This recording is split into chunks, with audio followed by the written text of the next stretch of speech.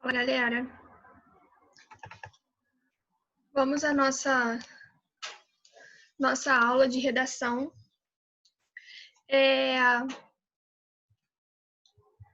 Aqui, como eu já havia falado para vocês,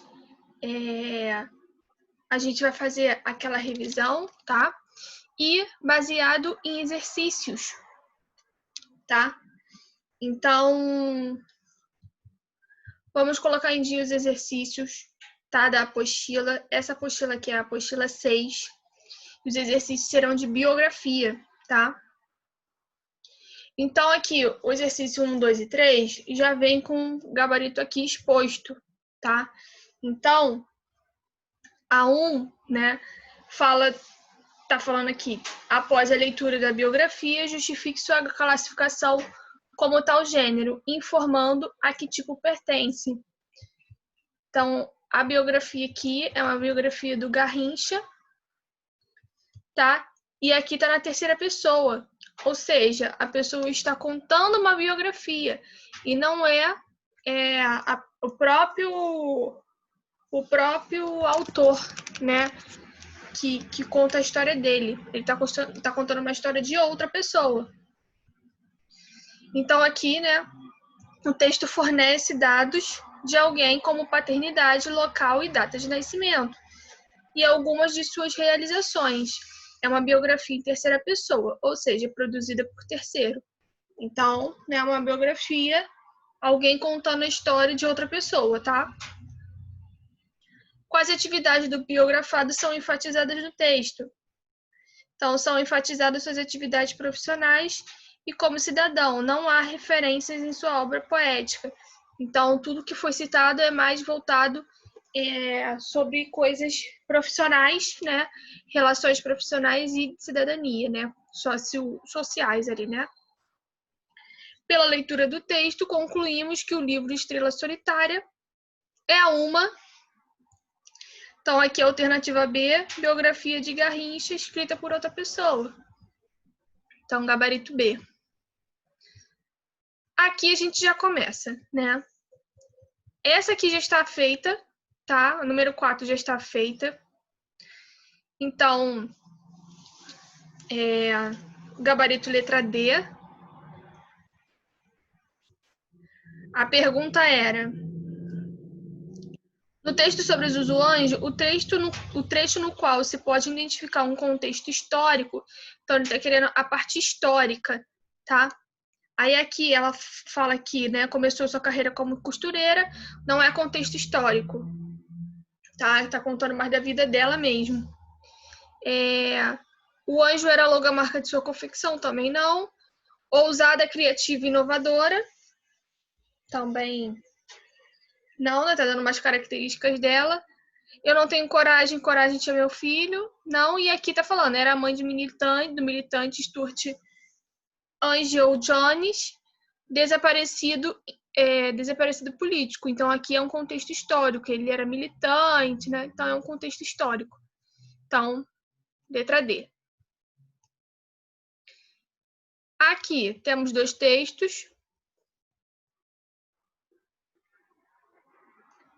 Aí é 5, está pedindo para estabelecer uma distinção, uma semelhança entre os textos 1 e 2. Então, aqui,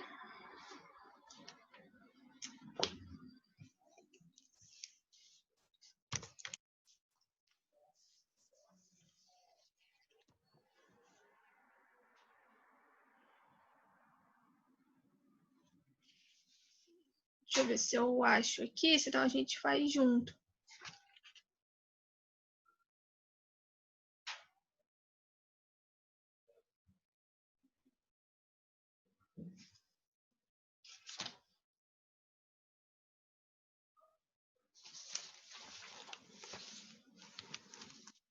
Aqui. Então, a distinção, tá, do texto 1 com o texto 2 é que o texto 1 é narrado em primeira pessoa e o texto 2 é narrado em terceira pessoa. Então, essa é a diferença, tá? Texto 1, narrado em primeira pessoa. Texto 2, narrado em terceira pessoa. E a semelhança é que ambos os textos narram superficialmente a trajetória de vida de alguém. Então, é uma biografia em que narra, né, a história de vida de alguém. Se está na primeira pessoa, é porque a biografia, né, é da própria pessoa que está escrevendo, do próprio autor. Então, é uma autobiografia. Se está em terceira pessoa, é alguém contando, né, a história da outra, tá?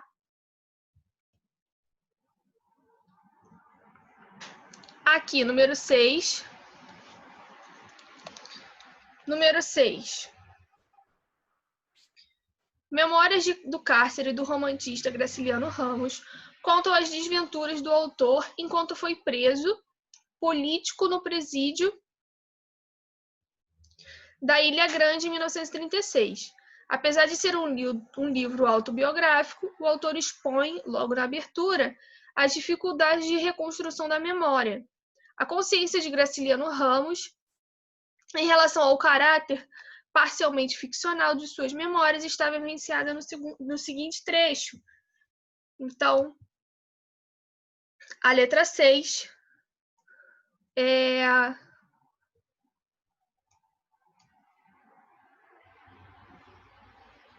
nosso gabarito letra D. Conjugam-se, completam-se e me dão hoje impressão de realidade.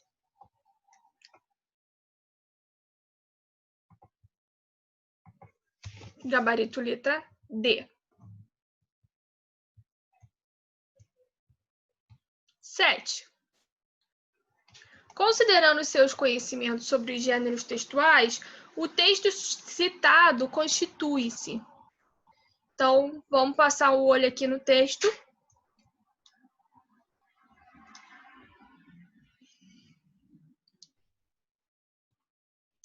Resolvo-me a contar, depois de muita hesitação, casos passados há 10 anos. E antes de começar, digo os motivos por que silenciei e por que me decido. Não conservo notas. Algumas que tomei foram inutilizadas. E assim, com o decorrer do tempo, ia me parecendo cada vez mais difícil, quase impossível, redigir esta narrativa. Além disso, julgando a matéria superior às minhas forças, esperei que outros mais aptos se ocupassem dela. Não vai aqui falsa modéstia, como adiante se verá. Também me afligiu a ideia de jogar no papel criaturas vivas, sem disfarces, com os nomes que têm no registro civil. Repugnava-me deformá-las, dar-lhes pseudônimo, fazer do livro uma espécie de romance, mas teria eu o direito de utilizá-las em história presumivelmente verdadeira? Que diriam elas se vissem impressas, realizando atos esquecidos, repetindo palavras contestáveis e obliteradas? Mas que significa isso? Essas coisas verdadeiras podem não ser verossímeis, e se esmoreceram, deixá-las no esquecimento. Valiam pouco, pelo menos imagino que valiam pouco. Outras, porém, conservaram-se, cresceram-se, associaram-se e é inevitável mencioná-las. Estarei mentindo? Julgo que não. Onde estará o erro? Nesta reconstituição de fatos velhos, neste esmuiçamento, exponho o que notei, o que julgo ter notado. Outros devem possuir lembranças diversas. Não as contesto, mas espero que não recusem as minhas. Conjugam-se, completam-se e me dão hoje impressão de realidade. Então, aqui... eu li o texto da outra questão. Tá bom. Aqui. Joaquim Maria Machado de Assis, cronista, contista, dramaturgo, jornalista, poeta, novelista, romancista, crítico e ensaísta, nasceu na cidade do Rio de Janeiro em 21 de junho de 1839. Filho de um operário mestiço de negro e português, Francisco José de Assis, e de Dona Maria Leopoldina Machado de Assis.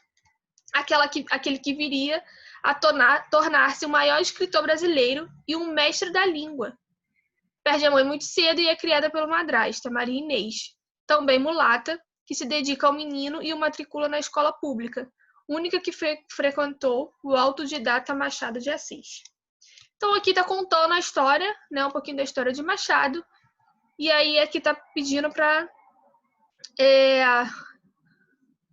qual o gênero que esse texto se adequa, né? Então, nosso gabarito é letra E, apresentação da vida de uma personalidade, organizada sobretudo pela ordem tipológica da narração, com um estilo marcado por linguagem objetiva. Então, 7E.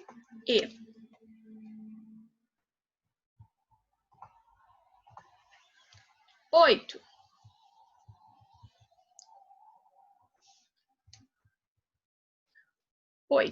Oh, que saudades que tenho da aurora da minha vida, da minha infância querida, que os anos não trazem mais.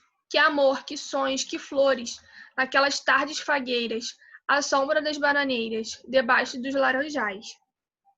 Que semelhança podemos estabelecer entre essa estrofe e uma autobiografia?